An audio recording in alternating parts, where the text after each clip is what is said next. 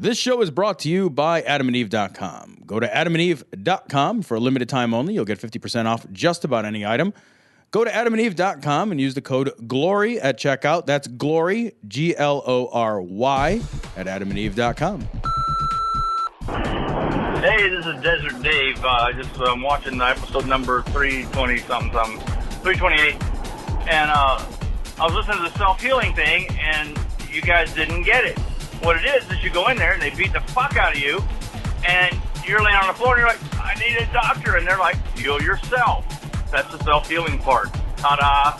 AMF. Hey, guys. I was just listening to episode 327, and you were talking about having a repair guy in your home and him saying something racist. But I have, just the opposite problem. I am the repair guy and find myself in people's homes when they're saying just crazy racist shit and have no recourse. I can't do anything because otherwise I'll, lose my fucking job. Glory hole. Hey, Tom. Hey, Cecil. I was just thinking about this. This is Matthew from Justice, Illinois, now Willow Springs, Illinois. But anyways, I'm retired Navy, and one of the things that they do for presidents is they name aircraft carriers after presidents. Think about that. The USS Donald Trump aircraft carrier. Fuck us, right? Bye.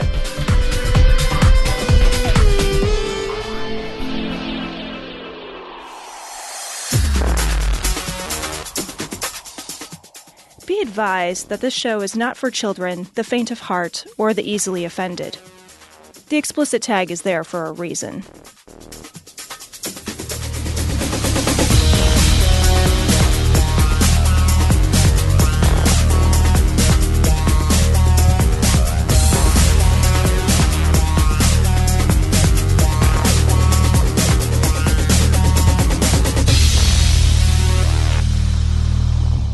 Recording live from Glory Hole Studios in Chicago, this is Cognitive Dissonance. Every episode we blast anyone who gets in our way. We bring critical thinking, skepticism, and irreverence to any topic that makes the news, makes it big, or makes us mad.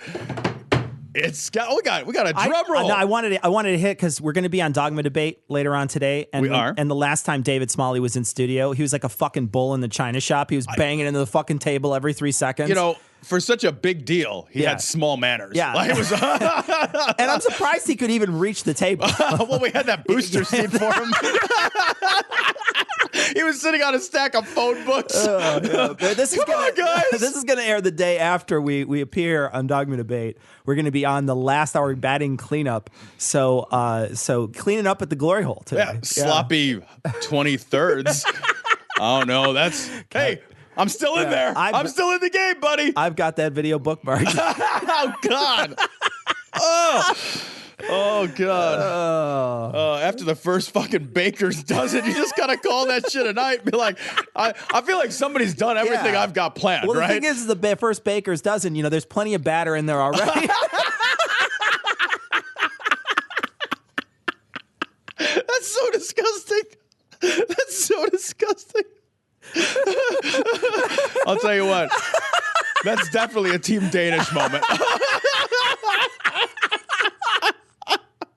We haven't even gotten 2 minutes of this. You didn't even finish the intro. I don't even want. Oh, God. That's amazing. That's also horrifying in every way. Episode 329. Episode 329 is what this is. Yeah, welcome, Matt. Yeah, you can listen to it now. So we had a snafu. I wouldn't. We had Dan Arel on, and we recorded a great hour with Dan. It really was very good. It was a really good hour. Even for our show, it was good. Not only did we cover some of the stuff that he had done on his blog, but then we also talked about his book that came out, The Secular Activist, a how-to manual for protecting the wall between church and state. And we interviewed him about his book and about his blog, and our machine broke during the we would recorded. It was recording fine, and then when I went to eject the card, it was 0-0 all the way across. So it had. This has never happened to me before. I know. Yeah, we say that all the time. Right before I ejected, I had a premature ejection. But again, this has never happened to me before. Turns out that was lost to the world. We didn't record it. We didn't have a backup. So I sent Dan a message. We're going to have Dan back on in January. We were very apologetic. Dan was totally cool about it. Yeah, but we instead, what we're going to do today is just talk about the same articles that we talked about with Dan. We're just going to do it with just the two of us instead because we can make it if we try. We can, so we'll massage the prostate. We'll get it back to where it was, and then we'll record it. It'll never be like it was. And then, not after the first baker's dozen. It's so true. That's not snapping back into place. You got to tag in an undocumented worker. Jesus Christ. You just go to Home Depot and grab a couple of... When there's 24 people lined up, they're all undocumented. All right, so Tom, why don't we get started with a couple of articles from Dan's blog. Dan does the blog Danthropology at Pathos. Let's get started with the minority Trump one. Yeah, let's talk about this. So minority, I love just the way this is being phrased. Now, he says he didn't coin this term, but I think it's beautiful. Minority president-elect Trump. I love that. That's great. Claims millions of people voted illegally. So now the millions of illegal voters claim, I know we talked about this before, but that is circulated based on an InfoWars Facebook tweet article thing. Yeah, it's a garbage made up nonsense. There was no evidence to say that millions of voters voted. And let's talk about how that even happens. Yeah, well, let's talk. So let's speak specifically to Illinois, right? Sure. So in Illinois, we have a roll system. Now, I don't know what they have in every state, so I don't want to talk about every state because I know every state's a little bit different. But I think most are fundamentally similar, so we can use this kind of as an example, right? So I know in a lot of states it's more strict than Illinois. Right? More strict on the voting? More strict on who you are. Because when I walked in to vote this time, I walked up directly to the guy. The guy said, "Do you have ID?" And I looked right at him. I said, "I don't need ID. Yeah. Here's my name." And then he looked at me like I was growing horns on my head. And both of us just stared at each other for about a minute until he finally just started flipping through the ballots. But he had asked me for ID. And I'm just like, I don't need to give it. Yeah. And I had the ID within reach in my pocket. I could have easily pulled it out. It's a principal issue. But it's a principal issue for me. Yeah. I think voter ID is a vote tax. You don't need that. We don't need to have that. And the reason why we don't need to have that is because it's a roll system, like we said. If somebody comes in and takes my vote, then there's going to be some problems, right? Then there's going to be some issues. Then we can tell if there's voter fraud because they gave away my ballot. My ballot is specific to me. So if they give away my ballot, I'll know. When I come in later and somebody says, "Oh, we already got Cecil's ballot. Cecil's ballot was already given out." Well, now there's a fucking problem. Right. And there has to be some sort of investigation. And there's a resolution, There's a resolution. They're not going to take them both. Processes involved in here. Right. So let's talk about why that can't happen in numbers. It can make it happen onesie twosies, maybe, for somebody who's an undocumented person in the country. But in order for you to fake a vote, right, first of all, you're risking a federal offense. So let's say I'm an undocumented or illegal immigrant, right?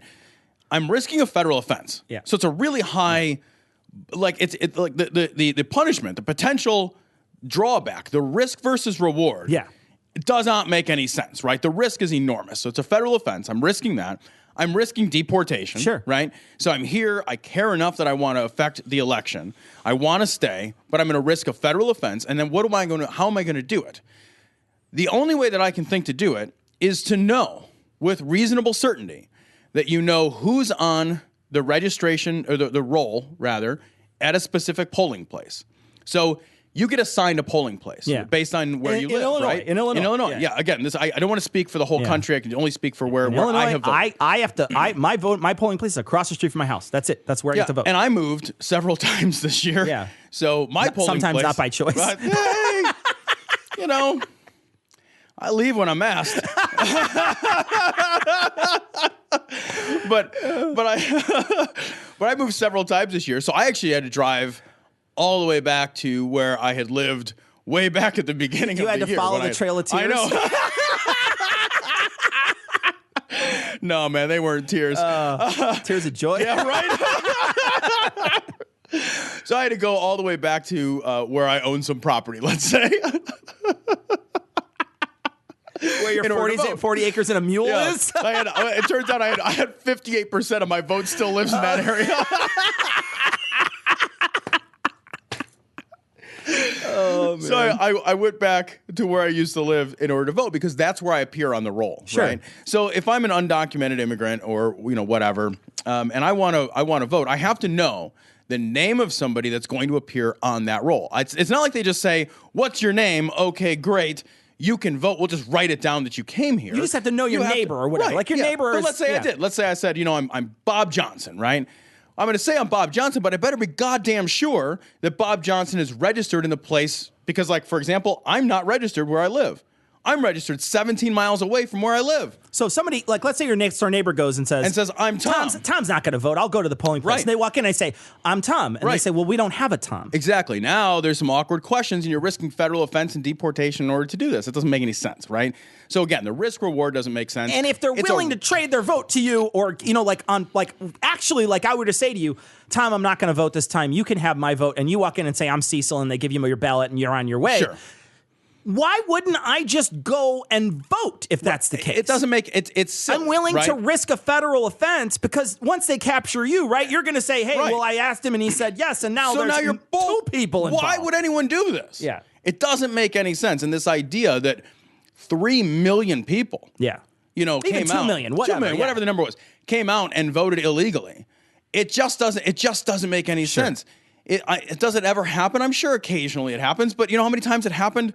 One time they caught like one or two people, It was two people. They're both Trump supporters, right? Yeah, and they weren't undocumented. They were just people who tried to vote twice. Exactly. Right? They went to another polling place. Exactly. The number of instances that have actually been verified is in the dozens. Very small. And the thing is it's not over a year's span. Yeah, and we're talking about the thing I think we want to talk about here is that the president-elect, the minority president-elect, is publishing these things on Twitter with literally no proof whatsoever. He's just saying a thing out loud. Right. Which is crazy. And he's getting thousands and thousands of people behind him that are saying, yeah, those damn dirty illegals, they all voted extra because the president said it's true. Yeah, right. Well, he's everything he says is fire in a crowded theater now. Yeah, I mean, he should have responsibility for the things he says to at least have some modicum of truth to them. It clearly did not bother him during the election cycle, right? He just made shit up. I mean, I don't care what side you're on. You have to recognize that, right? He just made a lot of shit up during the election cycle. His truthometer thing on the PolitiFact was like, it was crazy. Yeah. It was like, he was like the fifth from the bottom in terms of truthiness or whatever, to borrow a phrase. And in the truthiness category, he was fifth from the bottom from PolitiFact's fact checking, right? So clearly that's not something that bothers him. But like you said, now he's the president, or president-elect, minority president-elect.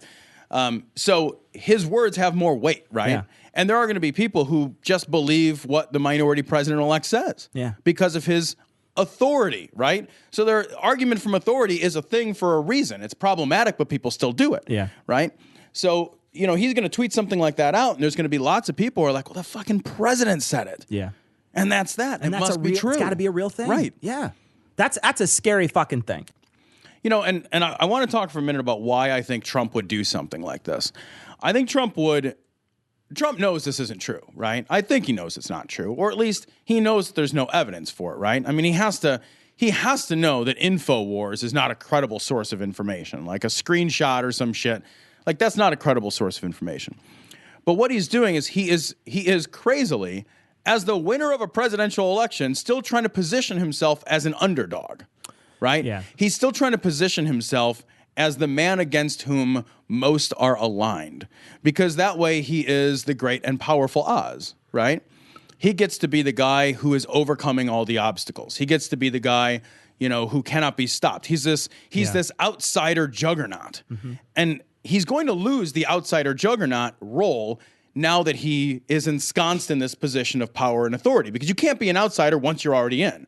So I really think that a lot of this is a strategy for him to still appear to be the underdog against whom the forces of the media and everything else are aligning against, and who he pushes back on, because people love an underdog story, right? He gets to be the bad news bears president. Yeah. And in a lot of ways, he is, right? He already is. There's some truth to that. He already is. I mean, even though he's a fucking billionaire, right? He's a billionaire white guy. He's a billionaire game show host who fucking won the presidency, right? But the fact of the matter remains, he is a fucking political outsider, and he's the bad news bears, man. Right. He proved everybody wrong. He came up to 9 innings. They were losing, and he had a grand slam in the fucking last inning, and he won the game. He did, and he absolutely did. There's no doubt about that. Yeah, you can't get past that as much as I'd like to. But the thing is that you also got to look at it too.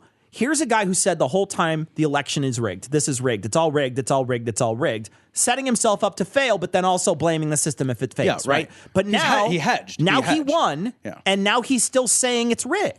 So I wanted to shift gears here because we want to talk a little bit about the other thing that he had said this week. This is a quote directly from Donald Trump's Twitter. Nobody should be allowed to burn the American flag. If they do, there must be consequences, perhaps a loss of citizenship or a year in jail. I hate the way you sound right now. I hate the way you sound so right? bad. Is that close? I don't think I'll ever get hard again. It's not close. Jesus Christ, man. So that's just insane. Let's think about what he just said there, right? So, all right, the flag burning issue is a settled issue, right? Yeah. Like, we have a constitutional right to burn the flag. It's free speech. It's been settled. Yeah. So now he just wants to fucking upturn that apple cart as if he even can. Yeah. Right? Which he can't, but I guess a case he could bring up another amendment. He could bring up an amendment that's not going to help, or he could bring the issue up so that somebody shepherds a case through the Supreme Court again. I guess maybe. But then this piece of insanity. If they do, there must be consequences. And I love his potential consequences. It's my favorite part. Yeah. Perhaps loss of citizenship. Yeah. Or year in jail. That's like, well, what do I get to pick? Well, first of all, we don't strip people of their citizenship. I know we talked a little bit about it. We'll talk about Dan Arel. There's a possibility that you do for certain crimes, but they're few and far between. Right. Like, you can commit treason. Yeah. Like, you can actually commit actual treason and not be stripped, and you don't get stripped. You can be a child murderer, right? You can name the worst thing. Yeah, I mean, it's not like before we killed Gacy. Right. He killed 42 young boys and fucking strangled them, fucked them, and buried them in his fucking basement. Right. He still died an American citizen, exactly. right? Before they stuck the fucking juice in him, right? They didn't look at him and be like, by the way, you're not an American citizen anymore. And they pulled a fucking American flag badge off him and then they stuck him full of poison. No, he died an American citizen. Right. It's not like Sons of Anarchy where like you still have your tattoo and they burn it off of you, right? They should have had the tattoo on Gacy on a giant American flag and then burn it off of him. Right? Like, they can capture we're going to get an email be like, that's cruel and unusual punishment, guys. We have an amendment that says I know, it's a joke. It's a joke. It's all a joke. What is wrong with you people? I do want to say, though, that I think that this is a smokescreen. I do not think that he is doing this on purpose so that people will, that he doesn't care about this. What he cares about is making the protesters look like jerks. How do you make the protesters look like jerks? Burn a bunch of flags so you look un-American. How do you get them to burn a bunch of flags? Tell them you hate it a lot. Oh, God, I think that's probably good strategy. Yep. Just tell them you hate it a lot. You got to give him this. So what He's you do, a good strategerizer. Exactly. His strategerating is pretty solid. Instead is just go get a Confederate flag and say, this represents you more anyway, bro. Right. Oh, that's a good idea. This represents a great idea. And burn the fuck out of the Confederate Burn those Confederate flags. Fucking wrap it into a fucking vagina and fuck it and come in it. That's what you should do first, is just because that's what happened to the South when the North took them. We wrapped them around our cock and we fucked them and we came in them. And we came in them and then we burnt it down. It's really hard to burn once you've come in it, though, isn't it? It depends on how much semen you have in there. Fucking juicy. Yeah, it could be a little juicy. You just use an accelerant. That whole experience sounds really weird and unpleasant. I'm still game. I'm still gonna. As long as it talks like a Southern belle, I guess. Can we get a silk flag so it's nice and smooth and not chafy? It's got to be smooth. I'd be worried, man, that's chafy. Yeah, you catch the edge of a star wrong. 35 seconds in that thing. I got a grommet. Oh God, I hit the grommet. Fuck! Actually, that's where I put it. It's right in the grommet. Yeah, that's about it's as used big to a as quarter-inch string, so I had plenty of room. I invited a friend. We met in the middle. So, no, but seriously, that's what I think he's doing. I think he specifically wrote this thing. America. And for the United States of America to put the power of the federal government and all of its money and resources behind this transgender movement, it is just nothing short of insanity. So this story comes from the Patheos blog, specifically the Friendly Atheist blog. Homeschooling Christian mother can't handle her son seeing a male CoverGirl. Evidently a Chola CoverGirl, by the way. My goodness. I don't know. It's like caterpillars on the face.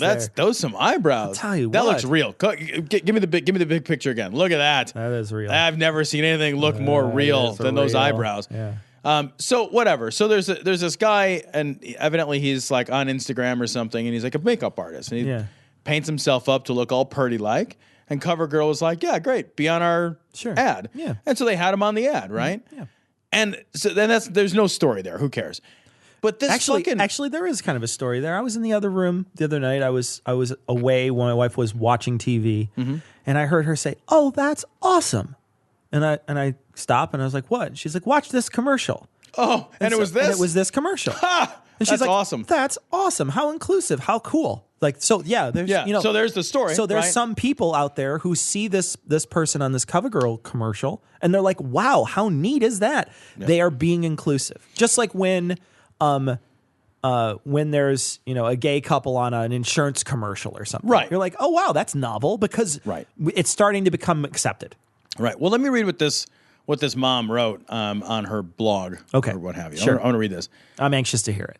My son watched this commercial while I wasn't paying any attention. Because it was just a CoverGirl commercial, I didn't think I would need to cover the screen. That's weird right there, right? Could you imagine the mom's like holding... Oh my God, what is this on TV? Like she's just got like a screen moving cover. her arms as fast as she can to try to cover. She's Right? covering his eyes. Don't look. Yeah, there's a side boob. Yeah, all right. Okay, that's... Mom, just get out of the... Mom, it's 2016. I can go to my friend's house with the internet. Yeah, exactly. Right. You're not hiding me from a CoverGirl commercial. The shit I've seen, Mom. The shit I've seen. You don't know where I've been, Lou. Once you have the internet, it's like all bets are off. Someone is fisting a mule. Right? You know what I mean, like, and you're bored. And you're like, that's the thing. You're just like, scroll. What else is on Reddit?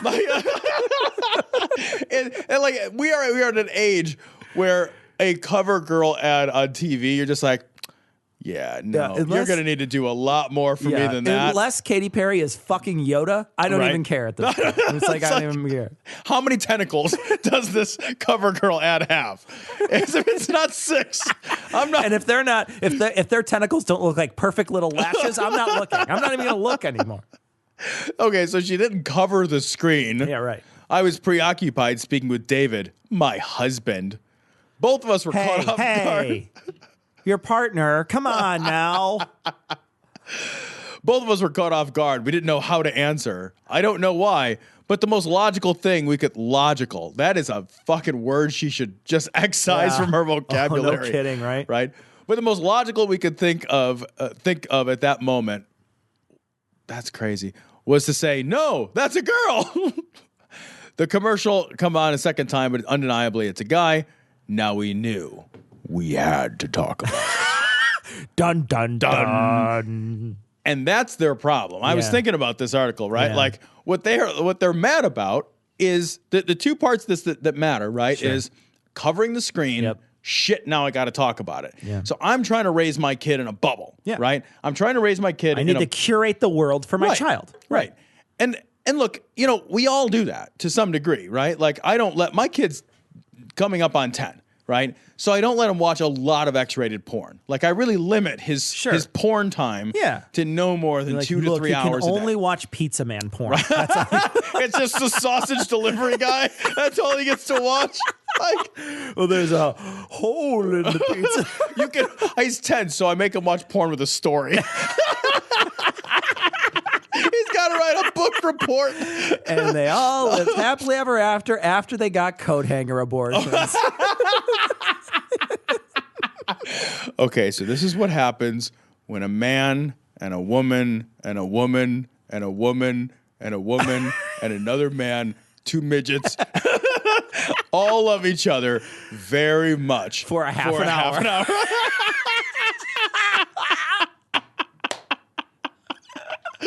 Yeah, that sounds like Game of Thrones porn. Actually, fast forward through the story. Game of Bones. Game of Bones. Somebody's gonna send us the Game of Bones. It's like, all right. Here's the meat cute, and his pants are off. Great. All right, here we go, and onward. You only show him censored porn stories, so he thinks all literature is garbage. He's like, "This is dead. TV's the worst." I want to watch people play video games. Yeah, right. So she wants him to grow up in this bubble, right? She wants to curate the world for him. Aren't these the same people though that are like so anti-safe space? Like, I mean, you know what I mean? Like when you think about this sort of pushback to what quote unquote PC culture, aren't these people like, oh man, these fucking babies in the university, they need their fucking Play-Doh, blah, blah, blah, but I got to cover my kid's eyes because he might see a trans person. There very well might be overlap there, right? Yeah, I think that there very well might be overlap. But like this whole idea that like just seeing a trans person, what does she think is going to happen? I don't know. I mean, that's the thing. It's like, I know, all jokes aside, I don't actually let my 10-year-old watch a whole lot of pornography, right? Yeah. Because I know, like, there's actually pretty good research that pornography at a young age, not real good for kids. Sure. So, ultra violence, not real good for kids. So I'm not going to let them watch that shit because I know that there's effects, right? Yeah.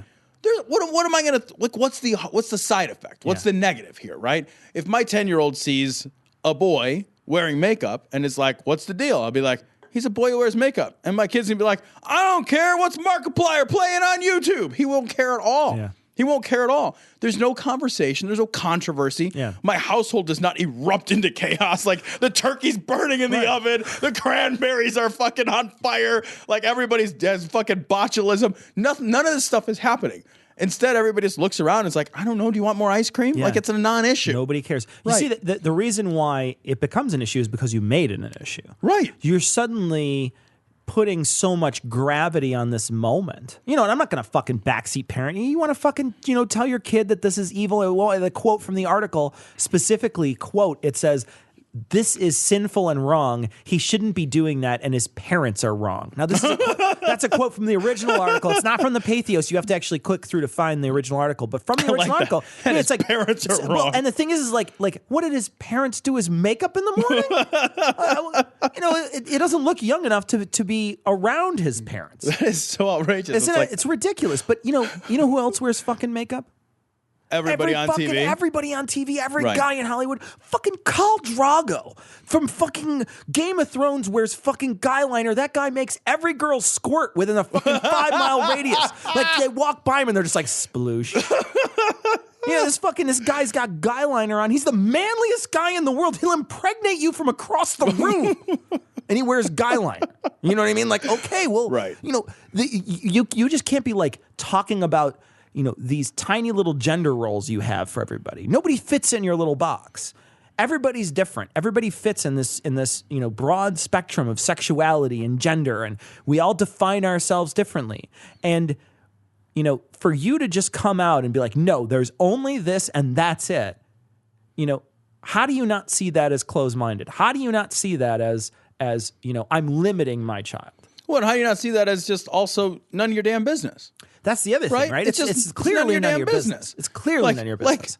Fucking none y'all, right? Well, just stop. It's not like he's choking on a fucking 14-inch dildo on TV. Exactly, right? If he was just like, everybody should be fucking dudes, you'd be like, okay, that's a little weird. Yeah, I have no idea about his sexuality. All I know is that he wore makeup. I have no idea about his sexuality. Exactly. And that's the other thing that they don't understand, right? Is that just because this is somebody biologically male who in this picture or this commercial is wearing makeup that's indicative of females, right, has nothing to do with their gender identity necessarily and nothing to do with their sexual identity. But like these people don't understand and they don't want to understand. And that's the whole point. They would rather cover up the TV than understand something. Yeah. They would rather hide. They would rather not have the conversation than have the conversation. Yeah. That's insane. Yeah. Well, I mean, you can raise your kid how you want, but you got to understand, I think, that the child itself is going to be suffering because they're not going to be ready for a world. Right. Just like when you're bitching about people on a safe space. Well, you've created a safe space for your kid that is not readying him for a world in which he is going to be able to understand the spectrum of sexuality and gender like he should. Right. Your kid has to adapt to the world. The world will not adapt to your kids. Yeah. I keep asking it to, and it won't. In the name of Jesus, we speak that.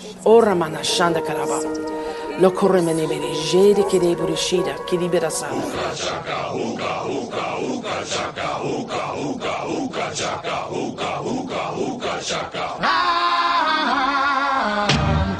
What kind of feeling?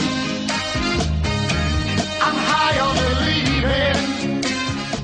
So this story is from the BBC News. This is the men who claim to be Africa's miracle workers. And this is actually kind of just a list of these fucking lunatics. And this week kind of circulating all over the place was a South African pastor who's I can't help it. Currently macing one of his fucking can't help it. One of his fucking congregants right now in this picture. He calls people up. He calls people up to heal them by spraying insecticide in their faces. And you know what the name of the insecticide that he uses is? Doom. I'm totally not kidding. It's fucking doom. He sprays doom in their face. He doesn't even spray it like, this is poison. It's poison. And he's not like spraying it like misty, like near them. It's not like a potpourri spritz. Oh, no. He sprays that shit. This right fucking image, she is getting essentially a bukkake from this sprayer. It's like someone opened up the fire hose. Dude, it's so much she's got to share it with a friend. Exactly. She's got to scrape it off into a champagne glass after she's done. And it's an extreme. You never trust a man who sprays something called doom in your face. It's like, that's what I named my cock. Again, don't trust it if it sprays in your face. At least without a warning. Yeah. You could give a warning. I used to call it bang, but then people were calling me the little bang. And I was like, no. Little wrong. bang, bang. They're like chitty chitty bang bang. And I was like, no, don't make it cute. That's it's not Doom hot. now. That's yeah. Say hello to Dr. Doom. They're like, where is it? Where is it? It's out. It's out. It's currently out right now.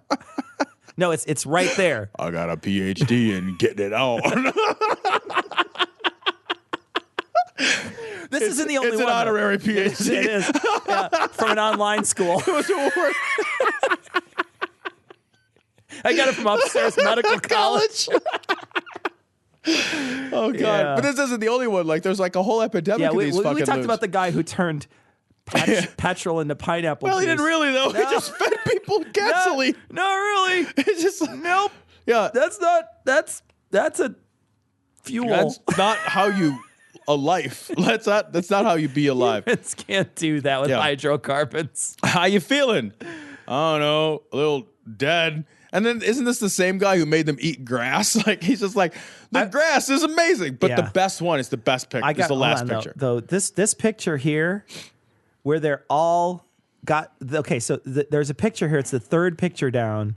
This guy has a bottle in his hand, but if you replaced it with a dildo. And then all these girls are essentially on their knees with their mouth open. Right? Like, I've seen this before. Right. This is like... I've seen, there's like Japanese ones like that. Like, you wouldn't believe. The bachelorette party got a little crazy. I'm like, no, it didn't. That's not ever happened. But my favorite one is the snake pastor, where he claims that he turns the snakes into chocolate, and then he feeds people snakes, and then they eat snakes. The snakes aren't chocolate. They're snakes. It's so funny. It's so funny. You gotta be fucked up. Oh, you gotta be so fucked up where you're just like, all right, it's a chocolate. It's a chocolate. It's just biting your face. It's real bitey chocolate. This chocolate's got some snap to it. You're crunching on this fucking. And there's a picture of motherfuckers eating a snake. Well, that's the thing is like you gotta bite through the bones and the gristle. That thing's alive, Cecil. Exactly. Like you bite into a live animal. It's chocolate. What the fuck is wrong with you? That is not chocolate. That is a snake. You're like, you can pick up. I mean, it's a chocolate snake that lays Cadbury eggs. So there's a moment where don't you think these people are just fucking with people? Like, I wonder what I can get them to do. Yeah. It's almost like all these pastors are friends. And they're having a bet. Oh like, yeah, like right, I can. Yeah, I bet I'm gonna eat gasoline. Exactly, I bet I can spray fucking doom in their faces, motherfucker. I'll make that bitch eat a snake. I'll eat a snake. I'm gonna introduce you to my snake. His name's Mr. Goodbar.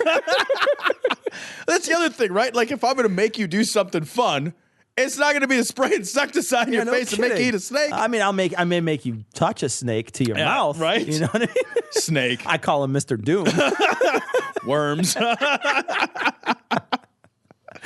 And then the last one is a pastor who was healing erectile dysfunction, which really meant that he just wanted to grab the junk of all the guys in the pastor in the parsonage, because all he did was just walk around. I mean, there's a picture of him cupping someone's balls. So he clearly, all he wanted to do was just cup someone's balls right. or cup a lot of people's balls. Right. Well, and the same guy, there's pictures of the same guy praying over dudes with their dicks out and like, yeah, exactly. He's just a gay dude who wants to fondle people. That's all it is. He's just fondling dudes. Well, and then the last one is a guy who wanted to fondle a woman who had breast cancer. Oh, God, he just reached in there and grabbed her tit. Reached in and be like, I'm healing this. All right. Real slow like. Does this feel healed? Because it's working for me. Hey, can you bring that oil over here? I want to anoint it. Well, that's it. They do that. Exactly. That's exactly what they did. Like, yeah. It's. I'm going to grope you. Hang on. I need lube to grope you differently. I've seen that movie. Right. If you need lube to grope her differently, she's not into it. Also, it makes her real slick. She gets away too easy. It's like wrestling with a buttered pig. You tie him up first. You tie him. You truss him. I see what you did. Trust him. I see what you did there, Tom. You kidnap someone. It's like a congregant ducking. You truss him up. Is there a smaller congregant inside of them? Tom. Yeah. Can we talk for a second about rubber dicks? Again? Yeah. It's a conversation we need to have every once in a while. We just had this conversation right before and after lunch. Yeah. It's a conversation we keep having. We do. And the reason why is... because you get one 50% off by going to adamandeve.com. No, it'll go 100% in, but it's 50% off. Yeah, right. Yeah. Well, 50% about as far as I can get them off, typically, without the rubber dick. Like, I'm halfway there. I'm fucking all the way there. Yeah, spent. Actually, yeah, I'm gonna go watch YouTube. Done and done. Here, I bought this on adamandeve.com. Finish up. I'm sweaty. This seems like a lot of work. Right now, if you type in glory at checkout, you'll get 50% off about almost any item. Almost any item. It's not every item. There's a few excluded there's items. Excluded stuff, right. But about 50% off on anything. And then you'll also get free shipping. Yep. And they'll give you some free stuff. Yep. And all you have to do is type in glory at checkout. And who doesn't want to type in glory at checkout? You know, Cecil, I've taken to typing glory every time I check out somewhere just to see what happens. I actually just grabbed the cashier and just screamed glory in their face. The other thing about this too is that it's reusable. Like a rubber dick, the glory is reusable. With proper care. You can keep using it over and over and over again. Just think of glory like the lube. You put the lube in every single time you want to go deep. Literally wash, rinse, and repeat. But you can check them out at adamandeve.com. You can type in glory at checkout, get some free stuff, have some fun. You know, at the same time, you're getting a little bit off and you're getting a lot off.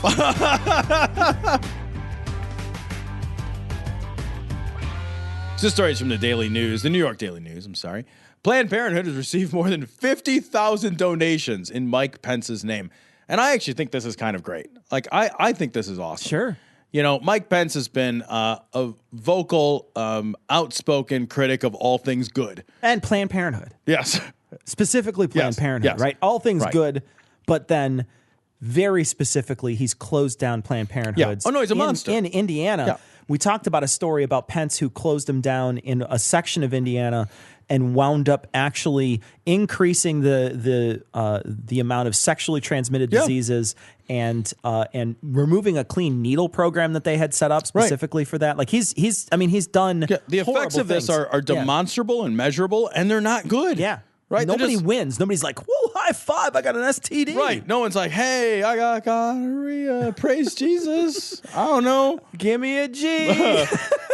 Give me an A. Give me an N. Give me a TI Botox. Oh my God, I need antibiotics.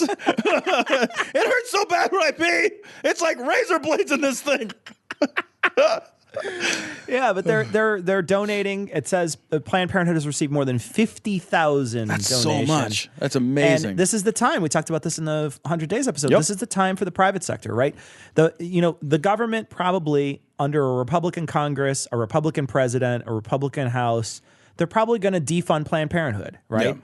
This is our chance. We got to step up and make sure it survives, right? So Planned Parenthood is an important thing that needs to be funded, and it needs to be funded by the private sector because the government's probably not going to be giving it a lot of money in the future, even though none of the money that the government gives it goes to abortions.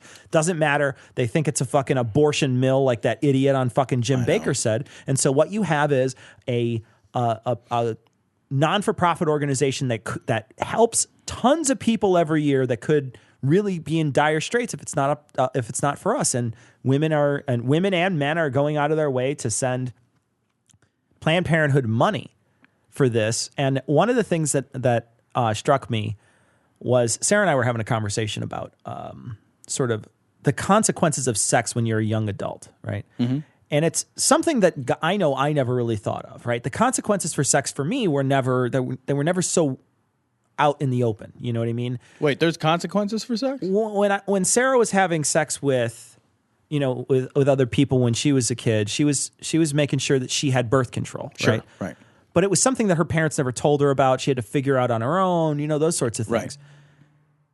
Right. I've seen in my life a couple, maybe 3 or 4 young girls get pregnant, keep the baby. Mm-hmm.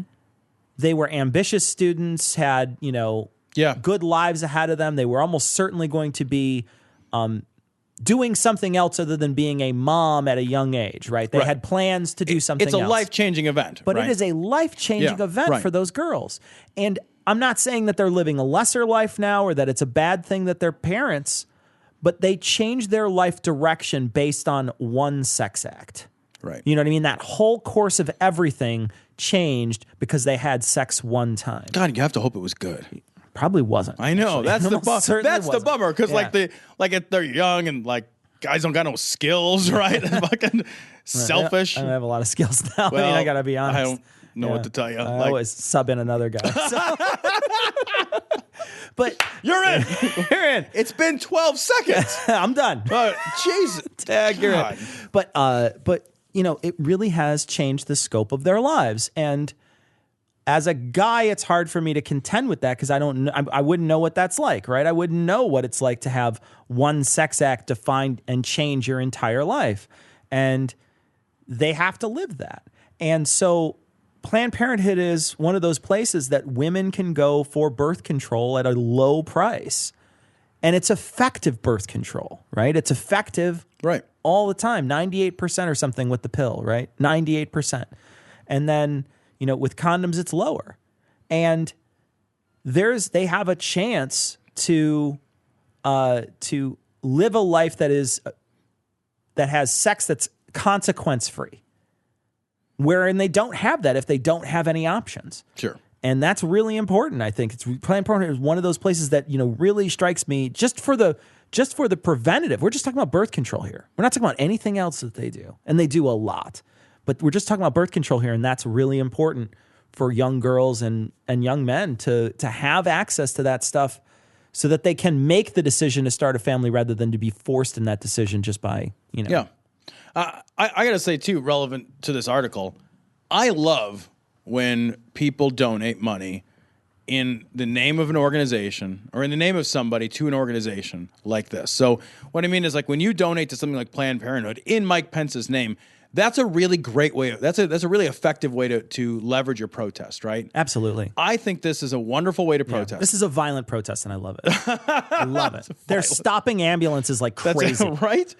This is effective, right? Because you've made change in the world with your dollar. Absolutely. Right? Yes. And you've gotten your voice heard by doing this thing with Mike Pence. Yeah. So you're Great protesting. This is a great way to do this. Yeah. Allahu Akbar, Allahu Akbar,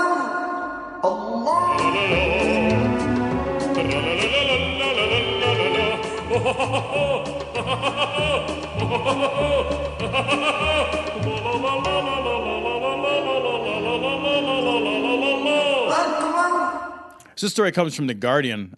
This is fucking awful. Saudi court sentences poet to death for renouncing Islam. That's terrible. I would though, however, agree if you wrote something as bad as, say, the Skeptic's Creed. Ouch. You know what I mean? Like, if it was that bad, I have to admit, as a poet, I think he's just lucky to get some attention. It's just like at the end of it, the Sharia judges are snapping.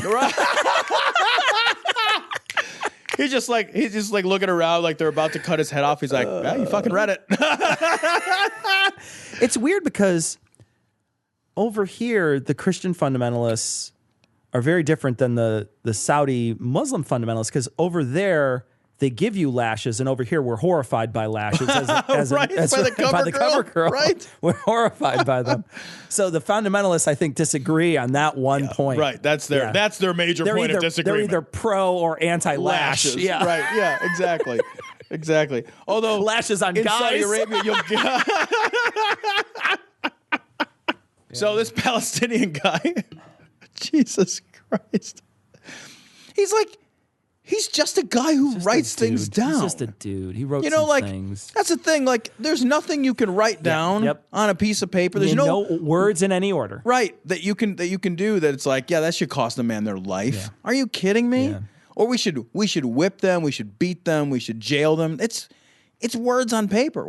If you don't like it, you just don't read it. Yeah. There's lots of poetry I don't like. Most of it I wrote. Yeah. And I don't encourage people to read it. Yeah. I don't either. I really don't. It's most of it not, but it's like, that's crazy. Yeah. You took an art form nobody even cares about anymore. Nobody even cares. It's like an open mic Sharia night. Right? You just can only read really loudly from the Quran. If you get a poets market now and you open it up, it doesn't have a Saudi Arabia section, I'll tell you that. You know what you should do? What? You remember the poems where you wrote it and you took it from a page? You should do that with the Quran. I will get killed. Do it. Okay. I will get killed. You should write. And you should. I will get killed. And you should buy a Quran and you should cut out each word. I can't even hear you. La la la. I'm not doing that. Okay, it's a great idea though. And put it on a piece of paper. Paste it. Fucking murder mystery note style on a piece of paper. So like a cento. A cento. That's what they call it. Cento. Right. But only created from each page, and every letter, every word has to be cut out and placed in order and pasted to a new page. No. Can we use your name? Yes. I will get killed so bad. I've been alive for a long time. I'm actually not kidding. That actually makes me nervous. Like, I think that might cause me to be murdered. You should do it. I might still do it, but I have to check my insurance policies. Well, somebody's definitely not going to insure you now. You should make sure it's okay now, because just like ACA, you're not going to be able to get existing coverage after you do something horrifying. Hello, like that. I'd like the large, bloated, and fucks with Islamic fundamentalist plan. Hello? Yeah. Hello? No one's answering. What's my premium? $1 million.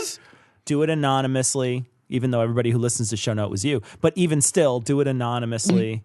And then you can always deny it. Right? Yeah, I wasn't. Yeah, I'm sure that'll work when they're coming at me with machetes. It wasn't me. They would have heard that before. As long as you keep doing your overhead squats, you'll be fine. I'll be all right.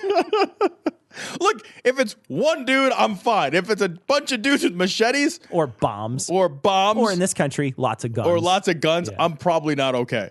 You want answers? I think I'm entitled. You want answers? I want the truth. You can't handle the truth. This story comes from the Friendly Atheist blogs over at Pathos. This is Jim Bakker, Cecil. Oh, yeah. He's got buckets to sell, motherfucker. Wait, isn't the world going to be fine now? Well, here's the thing. God's got some punishing to do for people. No matter what. It's not like God's going to run out of punishing. Right. Like, I got a whole bucket of punishing, and I'm not gonna be done until I'm ladling it all out on all y'all. It's a whole bucket of punishing. And you can buy those buckets for only $19.99. There's a 60-day supply of punishings. It's just full of like whips to flagellate yourself, exactly. Like you buy it. Rusty nails. Right? Mouse traps to pinch your nipples glass. With. It's like, ow, fuck, what? Jesus. It's like tar that's on fire. Every bucket you open up has like a weirder thing in it. It's just one there's like a rat attacks you just on the face. And then inexplicably one's just full of cotton balls for no reason. You're just like, what do I do with this? It just says like a note from God, be creative. Yeah. You're like, fuck. All right, stuck them in your nose. it. I don't know. All right, they go into the head of my dick. All right. All right, so here's Jim Bakker. First Amendment gives you the right to protest in a peaceable way. Whenever you're throwing rocks at people, whenever you're beating people up, whenever you're stealing their cars, whenever you're setting places on fire, whenever you're throwing rocks through people's windshields, this is not a peaceful protest. Now, I do just want to give They call them that. They do call They're them saying, we're having peaceful protest.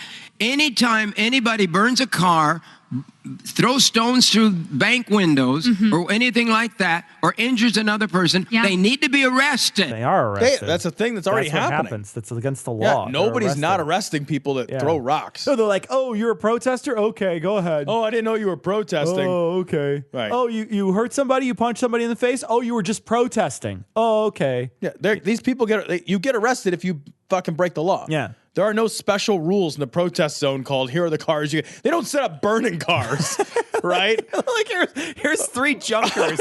We got you guys can fuck those up all you want. They're like the prom cars you see every year. Exactly. Prom when they're like don't drink and drive for the prom. Right. And they're like the dare vehicles they confiscate. They're like the carnival cars that you go and beat on with a sledgehammer.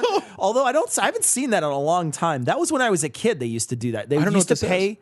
Oh, you never seen this? No. So you could pay a certain dollar amount to get several swings with a hammer, like a sledgehammer, on a car.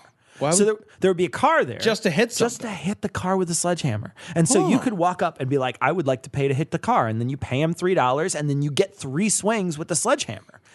I feel like I'd bring a paycheck.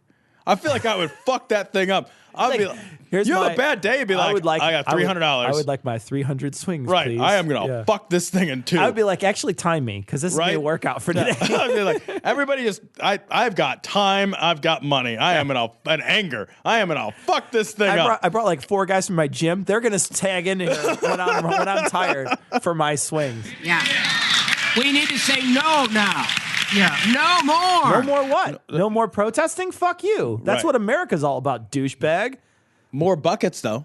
I believe he's going to say more buckets. Look, the people on our side aren't for the fucking violence, except for a couple twats on Facebook who are like, you got to kill people or whatever. People who are pro-violence are wrong. Yeah, exactly. Like, I'm sorry, you're just wrong. Like, if you have a pro-violence stance, you're a fucking idiot. Yeah.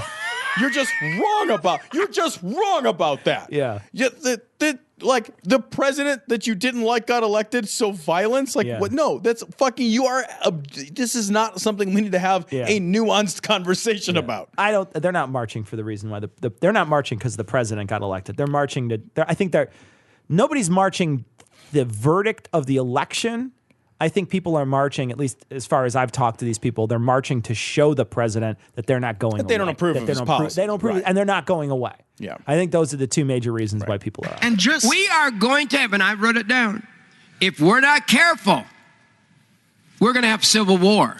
That's right. You wrote that down? So you wouldn't forget your one sentence? Your one sentence to drive people to buckets, though. Right. I mean, like, what, you wrote your marketing plan down? Great. Did you fucking put it in a binder? Did you send it to Kinko's? He just wrote down Ken Burns. Yeah. That's all he wrote. I want you to see this. So, can you see that map? I probably shouldn't say this. Look at that, everybody. Wow. Amazing. I wrote it down. Wow, that's amazing. Yeah. Okay, what you see on this map, they're showing a map. It's a map of the United States with blue and red. I'm not sure that this is particularly accurate. I have no idea whether or not this map is accurate, showing where people voted for Trump and where people voted for Hillary, but there's very little blue on it. But if you look, the blue is all over all the population centers. I was going to say. So a lot of open space voted for Trump and a lot of people voted for Hillary. And it turns out more people voted for Hillary than for Trump. Yeah, right. So you could show this all fucking day, but I don't see at the bottom, and Trump lost by 2 million votes. Right. In all of the shitty pig farm and corn goblin states. Yeah, exactly. They voted for Trump. All those sectors of the United States where fucking you get shit on your shoes. Right. Yeah, that's where they voted for Trump. All the places where, you actually have to like have a sidewalk. all those places are blue. Yeah, if there's if you can find somebody with an education, blue. If you're within 10 miles of a college, then exactly, right? And it's not Hamburger University.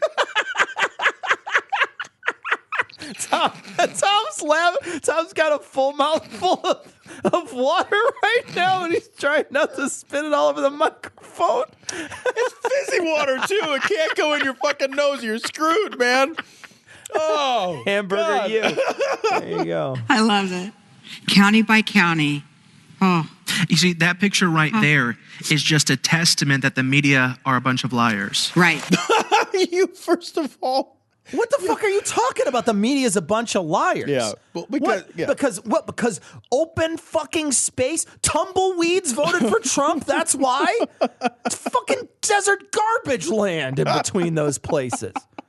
Have you no shit got on a fucking road between here and Champaign or here and fucking St. Louis? There's nothing there. There's nothing. There's nothing. It's like a fucking road. Yep. It's fucking Walking Dead out there, man. No, Walking Dead would imply people. Yeah, that would be a human once in a while. Or a former human. Yeah, exactly. Like, you would actually be in better shape in terms of the brain capacity if you saw The Walking Dead. Seriously, once you get out of Chicagoland area. South of I-80, you could throw bombs out of your car as you drive, and nobody would notice, and they wouldn't hit anything important. And we're talking, you could do that for 120 miles. Easily. And you wouldn't hit a city the entire way. You don't hit a city from when you leave Joliet until you arrive in Bloomington. You don't hit a fucking city. And if you do, it's a gas station city. Yeah, I've driven top to bottom in the state, and I've driven top to bottom in one day. Like, well, not top to bottom, but Chicago all the way to the bottom and back in a day. And I remember coming back on one trip thinking, like, I'll stop anywhere. Like, the next thing that I see, just driving, doesn't matter. I'm going to pull over. Yeah, whatever If it was a car dealership, I would have bought a new car. It was like, I'm just so bored. I need something to do. Yeah. I don't care. I'll fucking kill a hooker. It makes no difference to me. You would do that anyway. I would do that when you're hurt not her. bored. I would hurt her. I wouldn't kill her. I'm a gentleman. Outrageous. Outrageous. I never know what to tip. I was driving, though. You can't even make a bad decision. You can't even make a bad decision. The only thing between here and there is fucking Casey's General Store. Exactly. Like, that's all there Casey's is. Junction. Casey's General Store with fucking, like roller pizza. Right. The worst decision you can make is like, I guess I'll eat some cherry sours and beef jerky. Yeah. That's it. It's seriously. It's a calorically bad decision. Between here and Bloomington, and then it's the same thing until you get to Springfield, and then it's the same thing until you get to. There's like 4 cities, and they're all like 100 miles apart. Cities. Yeah, well, it's an outrageous use of that term, sir. Like Bloomington's as big as Naperville, maybe, and it's got a college in it. You know what I mean? It's probably smaller, but it's got it's a population center, right? But so it is an actual city. You drive right through, but it's like you drive through. There's nothing, and you could drive on I could drive straight down the state routes too, and the little tiny shit towns they take you through there are all little garbage. They're fucking 1,000 people at most. Yeah. It's all nobody. It's nobody that's out there voting. That you could show that space as red, but it's actually ground that's red out there. It's not human beings. Yeah, right. Well, think about when we go up to Michigan to go shooting, and you go up to Michigan. It's a 5-hour drive, and you drive through nothing forever. Right? Like you come up, you go past Grand Rapids. Once you're past Grand Rapids, there's nothing. It's just trees. Yeah. There's not even people living amongst the trees. Yeah. They're not even farming it. Yeah. The land is so useless, they're not even farming it. They don't do anything. They're just like, I don't care. Let it just fucking go to waste. And we fire a cannon. We've had cannons, literal cannons, and nobody comes to see what that was. Yeah. That's how unpopulated most of this country is. You can drive through tons of space. But look at each one of those centers. Look at each one of those counties where there's people, where there's human beings, where there's a mass of human beings. They all went blue. That's what the red is the votes for Trump. Right. Yeah. The red is the GOP. Mm-hmm. The grand old party. There they are. Mm-hmm. Now that's where it is right now. They're still counting ballots. Yeah. It doesn't make a difference. Right. Hillary's resigned. It's in the bank. It's done. Yeah. But here's the thing. If you live in the blue, put it back on the screen. If you live in the blue, any spot that's blue, right, I would say, oh God, help me. Help California and Arizona. Oh God. Oh my God. Forgive me. Oh, forgive us. Why is he just repeating everything he says? Forgive us. Forgive us for voting differently. Yeah. Oh, man. Holy shit. Here it comes, man. Are you fucking serious? Yeah. And again, though, of course they are, because they've been calling Hillary a demon forever, right? Oh, yeah. They've been calling Obama a demon. Anybody who's a Democrat is a demon to them. Yeah. God cares very much about all his people, but mostly he cares about his Republican people.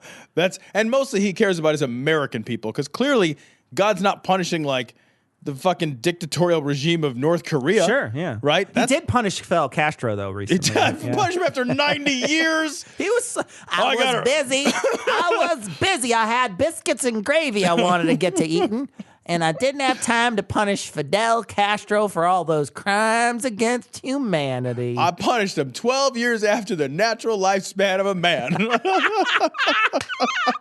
I got to it in my own time. I let him live extra long. Wait, no, that's backwards. Wait. Oh, should have killed him 12 years earlier. All right, Gabriel, put that on the board. That's my oopsie. That's an oopsie. We'll know next time. I'll kill one of them other Castros quicker. It'll be like the oil. You just have to recycle them over and over and over again. Get me a new Castro. Dale Earnhardt needs a new Castro. No, I said Castro, not Castrol. That's different. Oh, I'm sorry. 5W Castro. Yeah, I guess, like if they're demonizing these people, and the thing I do want to point out too is all the people who keep sending us messages after they listen to the show and they're mad that we're making fun of Trump. You agree with these people. Like you're on their side. Yeah, I just want you to know you're on Jim Bakker's bucket side. Okay? So you're on his side. So enjoy that. Enjoy being on the side of the bobblehead who's saying, "Oh, goodness gracious, they're going to destroy these counties that voted for Hillary." Those people are your people now. You know what's amazing is when you look at this, it's like it's the coasts, right? Because centers of commerce, centers of trade. You can see the Mississippi River in blue, centers of commerce, centers of trade. Yeah, I'm wondering what's happening. I mean, and then you get a chance to see, you see Colorado. There's big sections of Colorado, New Mexico, Arizona that are set. Mm-hmm. Huge sections along the coast again for these for anywhere people live for Oregon and Washington. And then you look at the main portion of the state. Huge center of red over there. Yeah, there's nothing there. I've been in the fucking east side of Washington you State. do the same thing in Illinois. Chicago's this giant blue area, but then again, look at Champaign, look at Peoria, look at St. Louis. All those areas are all just full. Yep. Yeah. Because those are the ones who came against the will of God in this election. Now you've got to understand, and I just want to tell you, came against the will of God in this election. Well, what about all the people that voted Trump? I come against the face. Yeah. I don't think the will of God protects their face, actually. Nothing does. It came against the will of God. Again, I think when we talked about earlier about the God changing votes, right? In this case, God didn't change the votes, right? God gave you free will to vote for whoever you wanted. Right. Isn't and that, now you're going to be punished for it. Yeah. Enjoy your free will. But that's how God operates. That's how God operates. That's true. It's like, here's your free will. Here's your free will. Make the right choice. You better make it the right one. If you don't, the punishments are and the extreme. lines are real blurry, right? Yeah, I'm not going to tell you what the right choice is. Yeah, I mean, you're being punished here in Jim Bakker's eyes for voting for a different candidate. Yeah, right. Which, both of them had policies that are good and both of them had policies that are bad. I don't know if Trump really didn't have a lot of good policies. I'm not sure he knows what his policies are. But, Hillary had some bad ideas too. God is really, he handed out the exam and he expects 100%. No, that's You know what I mean? He expects He's not 100. grading on a curve. No. Y'all better do all right. Oh, you know what? You could vote for Ted Cruz. That's okay. That's the other funny thing too, right? Like it's just if any Republican won, they'd say this. Yeah. Right? If it's Ted Cruz or Trump or and Carson if it would have been Bernie whatever. On the other side, you voted for Bernie, you're going to hell. Right. Yeah. Right. Yeah. God has spoken to me. I've seen under the ground in Florida, in California, especially in LA. In LA. And God spoke to me that in Los Angeles alone, there's going to be such an earthquake come that literally the big buildings will be laying on their sides. That's not what happens when buildings fall. They don't just go tipsies over. Like, are you kidding? They're going to be laying on their side. Oh, I got sleepy times and now I fell over. That's just all the building. Just I'm sleepy now. He's right though, because God got in touch with me and he said within the spring or fall of next year, there's going to be a tornado in our area. In the state of Illinois. In the tornado alley. In the state of Illinois. Right. Somewhere in the state of Illinois, mostly in the Plainfield area, there's going to be a tornado warning. Or watch. God showed me underground. And he showed me a trailer on its side. It tipsies over. The tornado done come knocked it over, Mom. Oh. All of LA is going to collapse, downtown LA. And that there's going to be, and I believe the West Coast is going to have, how many of those? Is going to have what? Now you transition to how many of them. Fucking how hard is it to be like, oh, in the ring of fire, there's going to be a volcano? Like, I mean, Jesus, dude. It's like throwing a dart at a dartboard that's all bullseye. Like, you can't miss, man. It's like declaring the wall a bullseye. I bet there'll be a wildfire, too. Because there's one. Maybe there'll be a drought. There'll be weather patterns. I bet in the desert it'll be hot and dry. There'll be a cold front. Right. Faults and earthquake zones do they have there in California? Anybody know? And what's interesting about that? Nobody answered his question. Yeah. Nobody even answered. That's because they don't know. They're just like, I don't know. That's a sciencing question. Is there a lot of faults?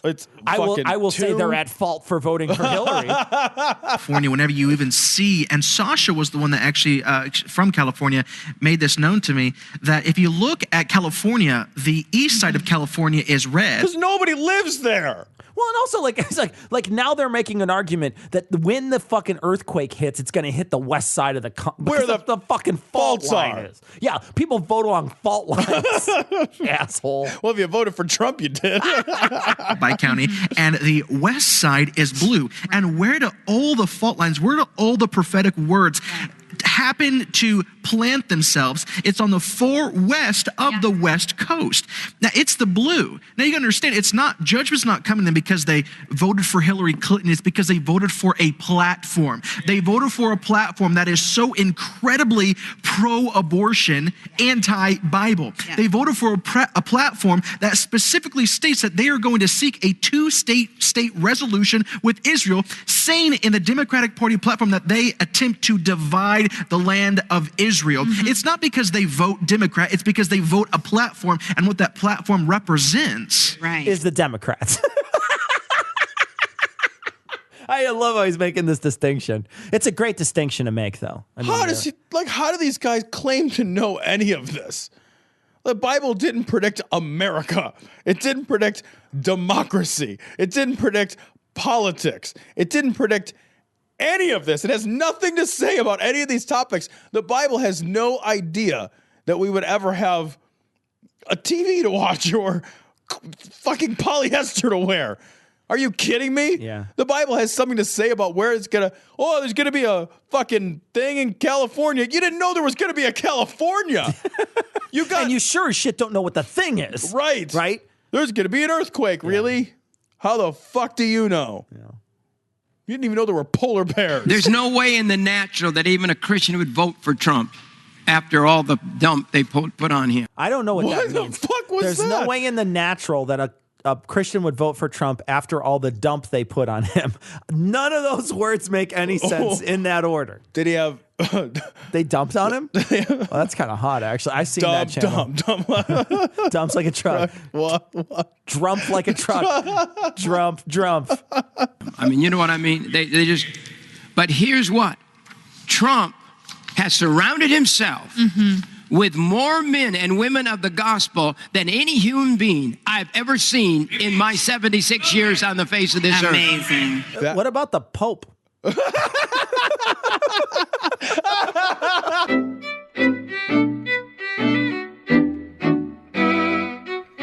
So I want to thank our most current patrons, Jeff, Alexander, Renee, Megan, Cindy, the NetSec Heathen, Pascal, Gabriella, Corpsey, the Ewok, who said not to read his name, but I'm reading it anyway. Because it's great. Jeffrey, Danny, Wang Dang, Sweet Eggnog. No. Pandora, Justin, Sean, Gerard, Lewis, S. Mannix, Torsten, Matthew, Purple Bacon Taco. Yes. Hugo, the Kraken creator. Of course. Great guy. Hugh, Timothy, Katie, Matthew, Pentagram Sam, the devil's right-hand man. Yeah. That is okay, I like how that rhymes. It's a hell of a actually. moniker. That's good stuff. Thank you so much for being patrons. We really do appreciate it. We are gonna be, we wanted to mention this right away. This is like the first thing we want to mention. We are going to be doing a live show in Chicago. So live show in Chicago, but it's not our show. It's not. It's going to be God Awful Movies. It's going to be on stage at the Victory Biograph. It's going to be January the 13th. Cecil. Friday, January the 13th. Friday the 13th. Lucky 13. And we are going to be there with the guys, hanging out. They graciously invited us to come share the stage with them. We are going to fuck that thing up. We are excited to do it. So if you want to catch us live with the GAM crew in Chicago, get your tickets there. At this point, I know for sure that over half the tickets are gone, and we haven't even mentioned it on our show yet. Yeah. So if you hadn't heard yet and you want to get tickets, it's a Friday night. It's at the Biograph, which is in Lincoln Park in Chicago. And it's going to be a great show. It's going to be a couple-hour show because all their shows are. And so if you're interested in going, get your tickets. There will be a post there will be a link on this episode show notes. This is episode 329. You can find a link to the Eventbrite to buy tickets. We hope to see you there. Guys, you got to go. Yeah. It's going to be great. It's going to be really great. So great. You won't even know how great it is. You'll get tired of how great it is. It's going to be bigly great. So, Tom, this week was an interesting week. We got a lot of different messages from a lot of different people, a lot of interaction, different places. In this week, which was really interesting, I was called, we were called both Social Justice Warriors Level 10. Which is good, because I had previously been a level 7. Yeah, I was only level 6. And I know. Yeah. I wasn't able to fight for trans rights, but now I can. I'm not even like a level 6 cuck. So level 7 is like watching Trump grab your wife's pussy. Right. And I haven't gotten that far yet. Yeah, that's where I was at. Level 10 is actually having the VP run your country while you sit in the corner and jack off. Oh. That's a level 10 cuck. Sweet. So, yeah. Okay. I'm actually good with it. I mean, I was kind of going that direction anyway. So level 10 social justice warrior was what we call it one place. I love it. And then we also received an email from the other side of the spectrum. So let me read this really quickly. This was fair and balanced. Yeah. So, hey, I just wanted to let you know that listening to a portion of your show made me feel physically sick. There was a spike in hate crimes the day after the election, and the entire trans community has been hurting. Just last night, I read 2 fucking suicide notes because my friends can't handle this anymore. I know it might not seem that bad from your fucking tower of privilege, but things are scary and sickening from down here. So a social justice warrior level 10 on one hand, tower of privilege on the other. I am very confused about what to do. You know what it is? Nuance. Lack thereof. Huh. It's almost like you have to choose a side in order to please one of the sides. Super weird. I've never had a tower of privilege before. If it gets too high, does it get knocked over and then everybody speaks a different language? Everybody wears different eyebrow makeup. So I took the elevator up to level chola. I did want to mention though, and I want to be clear on what I was talking about when I was talking about the people that were doing that were putting swastikas all over the place and things like that. Right? The specific example you were talking about. Right. So that's what I'm talking about. That's what I was talking about before. And I don't want to demean anybody's experience, right? No. So when I say that some may be staged, that doesn't mean that all of them are staged. Right. Okay, so that's number one. Okay, so that's the first thing you have to do is differentiate between whether or not one of them is staged. It could be none of them are staged. It could be a couple of them are. It could be, you know what I mean? Like there's a variant there. I'm being a skeptic. That's what I'm doing. So I'm not sure whether or not they are. And the reason why I am doing that is because I don't want to just throw everything into a literal Nazi did this. Every single one. It could have been a kid. It could have been a guy who doesn't like that person and instead chose this way in which to attack them. to hurt them, right? They're doing the thing that they could, it's writing the N-word on a black guy's car. You know what I mean? Like if you're a trans person, and that in no way demeans the experience of the person coming out to their car. And I know that's not what you were suggesting. No, and I'm not. I know you're absolutely. Not. It's a horrible experience whether a little kid did it and just thought he could get away with it, or a literal Nazi did it, right? All I'm saying is I don't know who did it. It's a question of attribution. Yes. That I want to help clarify a little bit, because it's a question of attribution, not effect. Right. Right? We are not arguing that these things aren't happening or saying that they don't have real effects. We're just not willing to attribute these things necessarily to the rise of the American Nazi Party, right? Until we know for sure that that they're attributed fairly to that.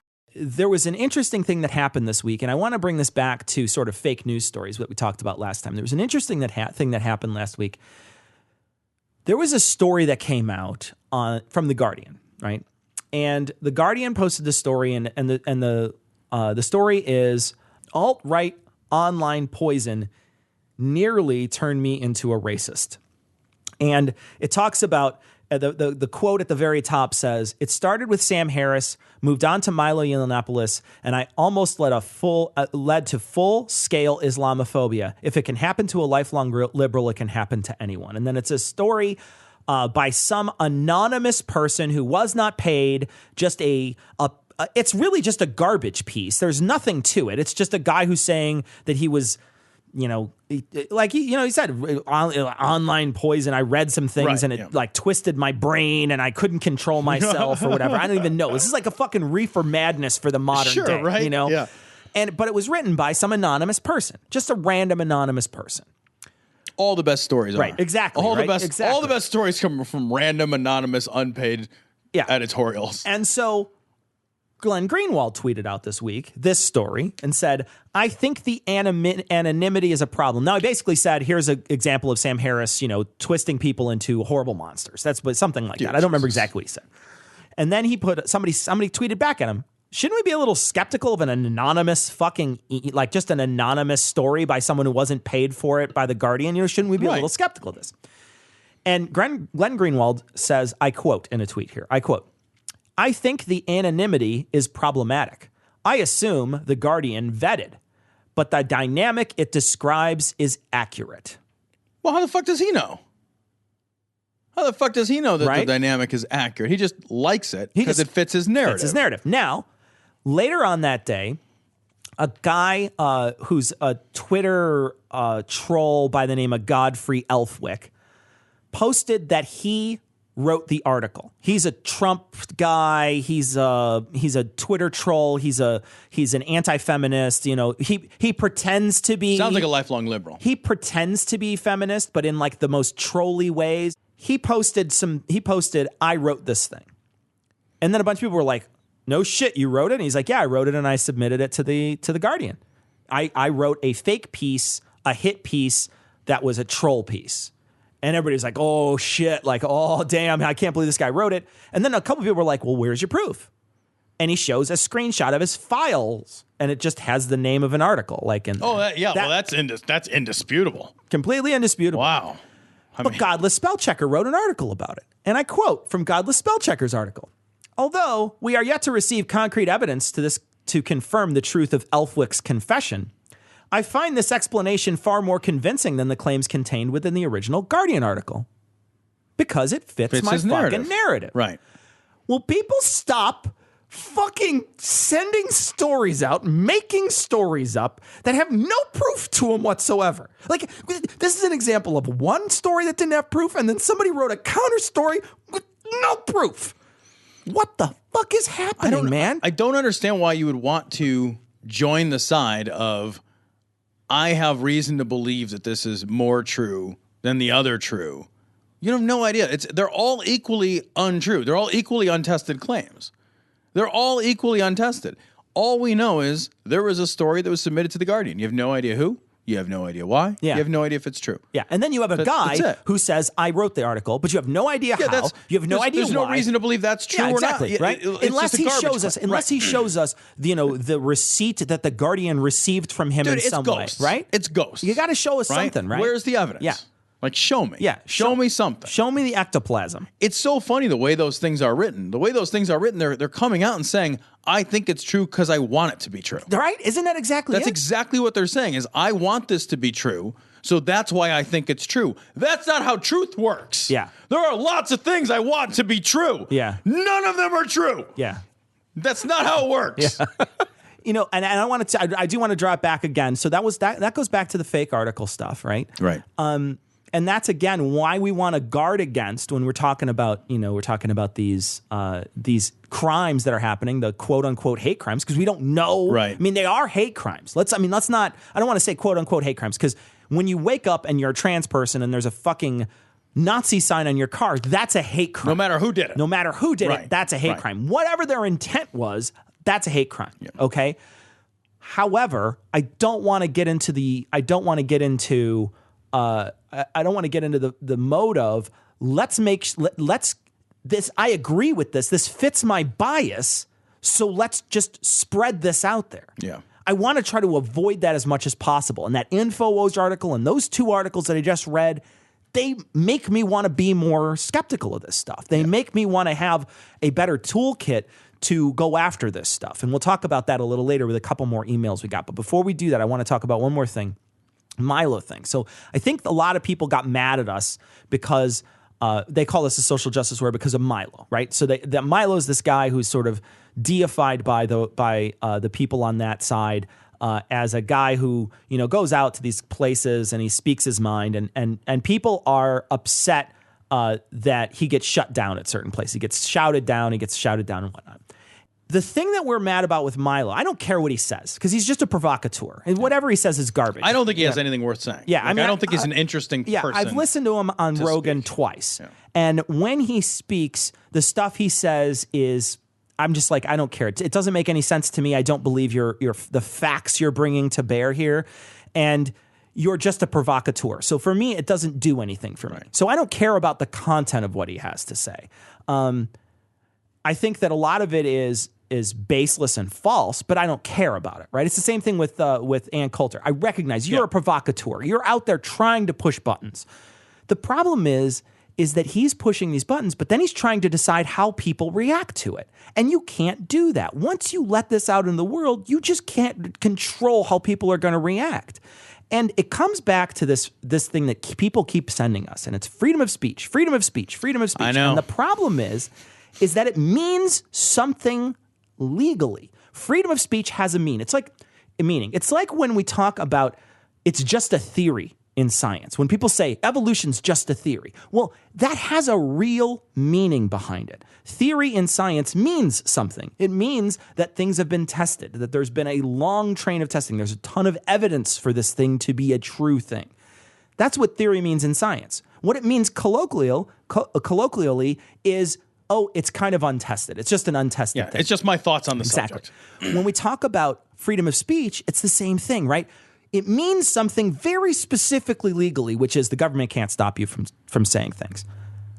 What people take it to mean, because it's the privilege of, or not the privilege, the right of freedom of speech. Because when we say right of freedom of speech, people immediately think, well, I have a right to it. Well, what does it mean? It means I could say what I want. No. It does not mean you can say what you want. It means the government can't stop you from saying what you want. Yep. There's a huge difference there. And I think that there's this other sort of specific, very specific legal term and colloquial use that people mix and muddle. Milo has freedom of speech for the government not to shut him down. He does not have freedom of speech to walk up to somebody. I mean, he does have the freedom of speech to walk up to somebody and say, call a black guy the N-word. Right. But then he doesn't get to judge what those consequences are. Well, he can judge them. He just doesn't. But he can't control them. Yeah. Right. Yeah. So that's. I know we talked about this, but there's a vast difference between legal consequences and social consequences, and there are vast differences between legal consequences or legal. Like when the government says you can or can't do something versus when a private company says, I want you here. I don't want you here. Right. If somebody gets banned from Twitter, their freedom of speech has not been impugned. Yeah. Right? It's nothing to do with Twitter. You don't have a right to use Twitter. Yeah. No, let's be very, very clear. You have no right to use Twitter. Twitter is a private company. that has a piece of software Yeah. that you are allowed to use if they let you use it. That's accepted the terms of service. Right. But you don't pay for it. Yeah. It's a free service, but it's a company that's there to make money. That's all they're there to do. The product is the thing they use to make the money, right? This is not the town square. If you get kicked off of Twitter, your freedom of speech has not been impugned at all. Yeah. You can still say all those same things On Facebook. Yeah. Or outside. Yeah. You can yell them in the town square. You can walk down the street. You can publish them in a newspaper. You can write them on a T-shirt and wear it around town. You can do all that. You can go to Breitbart and write an article. Exactly. Your freedom of speech has nothing to do with whether or not you've been banned from Twitter, right? It has nothing to do with whether or not you say something and somebody calls you a racist. Yeah. If you say something and I call you a racist, am I impugning your free speech? No, I'm reacting to what you've said. Yeah. Right? You might not like my reaction. You might not like that I shut you down on my Facebook page, right? So if that happens, I've not impugned your freedom of speech. Yeah. Your freedom of speech is still intact. The integrity of your freedom of speech is complete. Yeah. Nobody has damaged your freedom of speech. Freedom of speech doesn't mean that you can go anywhere in the world, public and private, and scream at the top of your lungs in whatever form or format you'd like without consequences. Sure. That is not what freedom of speech is. Yeah. And another thing that people do is they immediately think that we are because if Milo says something and then we point out the way how he can't have it both ways, they get super mad and they're like, oh, well, you guys agree with the way in which speakers are shut down at universities. Like, wait, no. Just because Milo was shut down at universities doesn't mean I agree with the fact that these things are happening. I think these things are case by case basis. I don't really have a deep opinion on how this is handled. It's basically handled by the universities. Again, just like how Twitter handles it, right? It's not my place to make a decision on how Twitter is going to handle Milo. Yeah, I have no doubt. Right. Same thing when it comes to universities. Right. I don't have a way in which to do that. Now, if it's a public university, it's like UIC or something, sure, then maybe I have some interest because it's a state-run university. But a private university can handle this in any way they want. That's their decision on how to handle it. Do I think that somebody should be able to get up on stage and scream at Milo? If he paid for the venue, I don't think so. I think they shouldn't come in because he paid for the venue. He gets to decide who comes in. It's like renting a house. I get to decide who comes in. It's the same thing, right? But he doesn't. When he goes to these places, a lot of these people get this stuff for free. So it's open to the public. When it's open to the public, you have to deal with the public. You have to decide how that's handled ahead of time. If it's not handled to your liking, then you can do what he's doing, which is attack these colleges after it's not handled to his liking. He has every right to go after these colleges after they've not done what they were supposed to do or what he just thought they should do, etc. Write a bad review. That's how being a consumer works. Right. You know what I mean? So for me to step into that process and be like, well, I have an opinion. I don't even have an opinion. I don't care. I don't care what happens there. And the problem is that everybody is so caught up in what's happening in these tiny little dramas in these little universities. They think it's this endemic of this huge problem. I argued with more people this week about how safe spaces were a bad thing in comparison to Trump saying he's going to take away the First Amendment. I saw that. I saw that. You have somebody on Twitter telling me that they're more worried about safe spaces and trigger warnings than they are worried about the Trump saying he's going to take away our First Amendment rights because he's going to make flag burning illegal and strip us of our citizenship. Are you serious? Right. I mean, are you seriously thinking that that's a more pressing issue? Right. That they have a place where a couple kids can go play with Play-Doh at a fucking university where so they don't feel threatened. I don't even care that they do it. Like, it's like, I mean, it just doesn't, it boggles my mind that somebody would put that and say, you know what, that's a huge problem. And then be like, oh yeah, he just lit the fucking Bill of Rights on fire. Doesn't matter. I don't need that. Because why? Because it's your guy. Because it's your bias. That's why. Because it fits the narrative. It fits your fucking narrative. Wake the fuck up, man. It's not about your narrative. It's about how we all interact. Do I think that there could be better dialogue out there? Probably. Yeah. Do I think Milo's going to do it? No. I had arguments with people too that were like, well, it's a freedom of speech issue. And then we went back and forth. And eventually what we got to was, look, this just isn't how you prefer for people to be interacting. Yeah. Right? You don't like the way that the opposing view interacted with your speaker. And I can tell you, I agree. Yeah. Right? I agree. If I were going to go, let's say you and I were going to go to one of these cons and we were going to do our show, and then somebody stood in the front, thing, and they just blew whistles and we couldn't do our show. Right. Would I be frustrated? Yeah. Yeah. Would I think that was rude? Yeah, I would think that was fucking rude. Would I contact the con organizers and say, you should have had fucking security drag those fuckers out of here? Yep. They interrupted my speech. Yep. Yes. Would I say my freedom of speech has been damaged? No, that's a stupid fucking thing for me to say. The same is true for deplatforming. Right. If I got an invite somewhere and then I got a disinvite to the same place, okay. Yeah. That's fucking their prerogative. Yeah. Right? Maybe I don't like the reason somebody got disinvited. Okay. Well, unless you're invited to my house, but if it's not my fucking house, I got nothing to say about it. We want to thank Alice. Alice is someone we met in Manchester at QED. Alice sent us a board game, and it's Monopoly. Yeah, but it's the Manchester edition, which means nobody wants to buy any of the properties.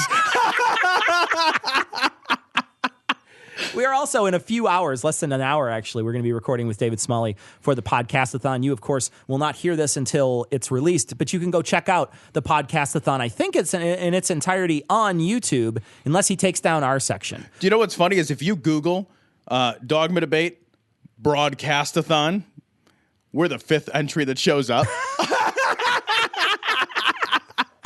Awesome. Well, it should be a lot of fun. Thus far, he's and we're just reporting this right now, so we don't know how far we're going to get. But at this point right now, we're looking at a total amount of 36,952. We're hoping that during our hour we at least get 5K, so we can so Tom can roast him on the air. Like we said, you're probably going to hear this. You're definitely going to hear this after everything's been said and done, because I won't get a chance to mix this show until after we get on with David Smalley. I don't know what you're going to be doing in the next hour. Why can't you get an hour and a half show? Maybe I can mix while I'm talking to him. So anyway, it's better than paying attention to him. We got a couple of messages that were talking about how to look at the online news more in a more reasoned way. And I'm going to put these on this episode show notes. One of them was by Stephen Novella. It's entitled Civic Online Reasoning, and the other one's from Forbes, and it's a scientific approach to distinguishing real from fake news. We want to thank the listeners who sent these in. Yeah, thank you very much. If you want to take a look at these, you can go to our show notes, 329. We're going to be interviewing Cara Santamaria later today, which you will hear probably either on Thursday this week, if it's a midweek show, if I mix it for one, or you'll hear it next Monday. But we're going to be interviewing Cara, and this is going to be one of the topics that we're going to be talking to Cara with, because Kara's a very smart person, and she knows her shit, and she absolutely knows a lot about fake news, and we're going to be talking specifically with her about this. We got this email from somebody talking about Good Mythical Morning, specifically the Willet corn dog taste test. I have a 10-year-old, and I got to tell you, I love good. The only reason I'm bringing this up is because I genuinely love Good Mythical Morning. They're really funny guys. If you don't watch that show on YouTube, it's the only time you'll ever hear me say this. Watch that show on YouTube. That shit is fucking funny. And their Willet series, it cracks me the fuck up. I make my son watch it with me now. I'm like, can we watch Good Mythical Morning? He's like, you're the grown-up, dude. It's your fucking TV. And he talks to me like that, too. I know. He's rude. That's because you're interrupting his Pornhub sessions. So we got I got a message from Thomas this last week. Thomas from Atheistically Speaking. We're going to be joining him today later on. We're doing everything today. And we're going to be on his 300th show. So one of the things that we're going to be doing is talking about a lot of the stuff that we talked about at the end of the program here today, about deplatforming and things like that. So if you want to hear that, it's on his 300th show. We're going to probably be taking about a half an hour of his time. Oh, so we got a message from Patrick, and Patrick said, I was at a medical clinic a week ago talking to the receptionist through Bulletproof Glass. This is the comment about Bulletproof Glass that Jim Bakker had made, that they're have bulletproof glass in Israel. Yeah. And he says, the clinic isn't in Israel, and the window there isn't for fear of Islamic extremists. It's Planned Parenthood, and the terrorists in question are the American Christians. I know. It's a great comment. Jackpot win right there. So that's going to wrap it up for this week. Like we said, we're going to have Cara on today. Hopefully that fucking tape doesn't bork. And then we're gonna hopefully have that on. We'll be on Dogma Debate as well, probably on Thomas's show. So check us out this week. Be sure to get your tickets soon, because they're going to go off the shelves. They're going to fly off the shelves. So get them soon for GAM Live. We're going to be on stage with the GAM crew. We're super excited about it. Should be a lot of fun. Funny fucking guys, and we are going to have a great time. That's going to wrap it up for this show. Catch us in other places, and we're going to leave you like we always do with the Skeptic's Creed. Credulity is not a virtue. It's fortune cookie cutter, mommy issue, hypno-Babylon bullshit. Couched in scientician, double bubble, toil and trouble, pseudo quasi alternative, acupunctuating, pressurized, stereogram, pyramidal, free energy healing, watered downward spiral, brain deadpan sales pitch, late night info docutainment. Leo, Pisces, cancer cures, detox, reflex, foot massage, death in towers, tarot cards, psychic healing, crystal balls, Bigfoot, Yeti, aliens, churches, mosques and synagogues, temples, dragons, giant worms, Atlantis, dolphins, truthers, birthers, witches, wizards, vaccine nuts, shaman healers, evangelists, conspiracy, doublespeak, stigmata, nonsense. Expose your sides. Thrust your hands, bloody, evidential, conclusive. Doubt even this.